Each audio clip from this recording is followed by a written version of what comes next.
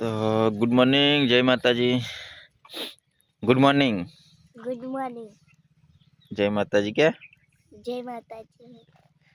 Good morning, જય માતાજી.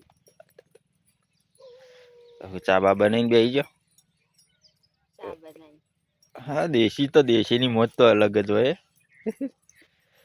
તો વહેલા વહેલા ખોણ લઈને આવી ગયો બાઈક ઉપર. વહેલા વહેલા ખોળનું કટ્ટું લઈને આવી ગયો ને હજી પીસ તો ઉઠ્યા જ નહીં. અને આપલા કુરકલ્યા તો ટોળું વળીને બેઠો એને એટલી ઠંડી લાગે.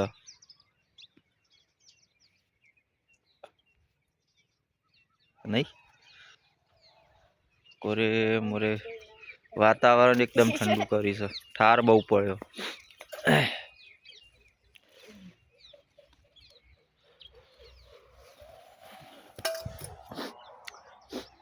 વહેલા વહેલા તો વખમની પાણી આવી જાય એવી ઠંડી પડી.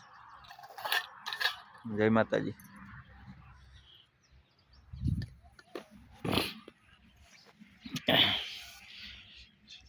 એક બાજુ ધુમ્મસ છે, ધુમાડો આવે છે, એક બાજુ ચાગળ.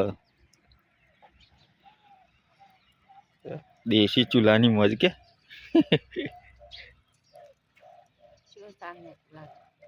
મીઠો લાગે ચૂલા પર બનાવેલો ચા. સારું કહેવાય. હું તો પીતો નહીં ચા, એટલે આપણને ખબર નહીં કેવો બને છે.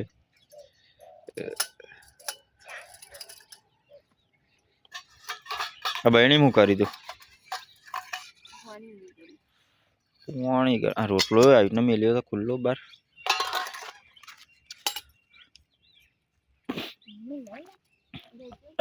પિયુષને ઉઠાડે ના ખુશી.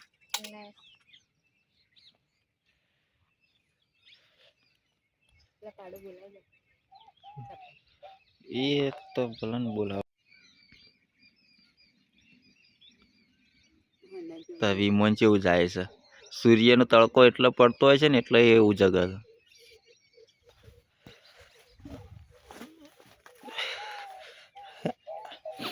અમારી રેલી નાની કાય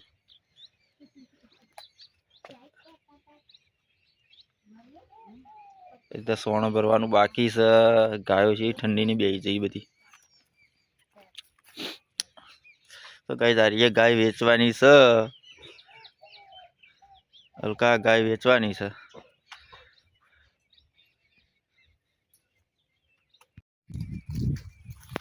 તો જય માતાજી, ગુડ મોર્નિંગ. તો આપણે વ્લોગની શરૂઆત કરી દીધી છે આજે. અને આજે તો કોમ ચાલે છે. એરંડા ઉતારીએ છીએ સાસી. થોડા બાજરી વાપી છે એટલે એરંડા ઉતારવા છે. ગાર ઉપાડી લઈ જાય છે. અને આપણે એરંડા ઉતારીને ટબમાં ભેગા કરીએ. આ પીયું છે મારા કોમ કરે છે. પીશ ચલા એરંડા ગોદ્યા. તો પીયું છે મારે એરંડા ગોદા છે. આવી રીતે ગોદીને લાકડો પડતો કરાવે.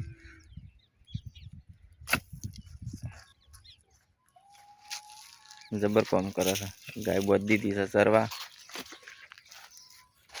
અને હવે કાપી નખાય ડાળો. અને એનું ઉપર ટાડી પડે છે. બહુ વેટી દીધું છે.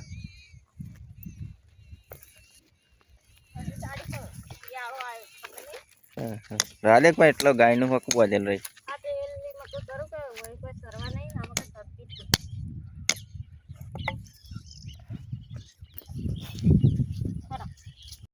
તો ગાઈઝ રોટલી થાય છે. ખાવાનું બાકી છે હજી. રોટલી બનાવી છે અને શાક બનાવીએ મગનું. તો ગાઈઝ હવે રાતનું ખાવાનું બની. અને આ બાજુ પિયુષ પતંગ બતાવો. આ ખુશીએ પતંગ બનાવ્યો છે પેલો. આ ખુશી શાળામાં લઈ જવા માટે બેનને કીધું હતું. એટલે શાળામાં લઈ જવા માટે પ્રવૃત્તિ બતાવી હતી બેનને. આ રીતે પતંગ બની લાવવાના. એટલે છોકરો નાના પતંગ બનીને લઈ જાય છે કાગળના. પતંગ મળવાના. શું કરવાનું છે? પતંગ મળવાની. આ દેખો. હું કીધું ખુશી? પતંગ મળવાની.